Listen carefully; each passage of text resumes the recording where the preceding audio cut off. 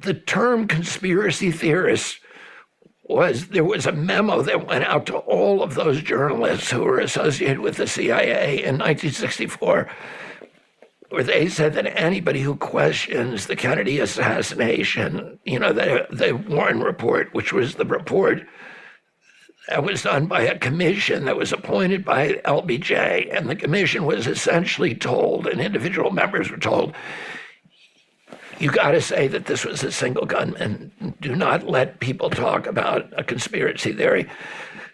The named head of the commission was Earl Warren, who was a Supreme Court justice, but the real head of the commission was Allen Dulles, who had been the head of the CIA, who my uncle had fired. When my uncle died, he told a young journalist, he thought he was a god. I'm glad the little shit is dead.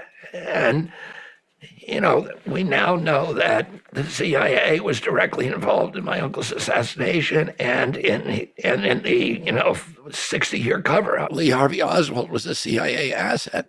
And he was recruited, in 1957. He was a Marine working at the Atasui Air Force Base, which was the CIA Air Force Base, with the U-2 flights, which was a CIA program, and that he was recruited by James Jesus Angleton, who was the director of counterintelligence, and then sent on a fake defection to Russia, and then brought back, to Dallas. And people didn't know that, even though it's been known for decades. It never percolated into the mainstream media because they have such a, an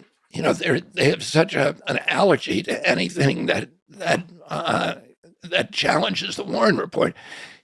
When Congress investigated my uncle's murder in the 1970s, the Church Committee did, and they did, 2.5-year investigation, and they had many, many more documents and much more testimony available to them than the Warren Commission had. And this was a decade after the Warren Commission. They came to the conclusion that my uncle was killed by a conspiracy, and there was a division where essentially one guy on that committee believed it was primarily the mafia. But Richard Schweitzer, the senator head of the committee, said, straight out, the CIA was involved in the murder of the President of the United States. And that's when my uncle said, I want to shatter the CIA in 1,000 pieces and scatter it to the winds. My uncle then, the CIA wanted him to go into Laos. He refused. They wanted him to go to Vietnam. He refused. They wanted him to go to war in 1962 with Russia. Instead, he made friends secretly with Khrushchev. Mm-hmm. They started corresponding with each other, and they both realized that they were surrounded by people who wanted them to go to war. And my uncle kept them out, but then my uncle's killed, almost certainly by the CIA and the military-industrial complex.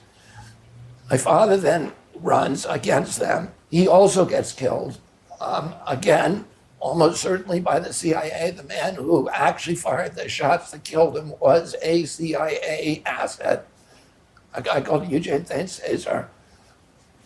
Lee Harvey Oswald, we now know, was a CIA asset. Yeah. And the military-industrial, and we went through all of these traumas. My father's death, Dr. King's death, Malcolm X's death, the Vietnam War, the 9/11, and COVID. Each one pushed us further down the road into a security state, into becoming more a possession of the military.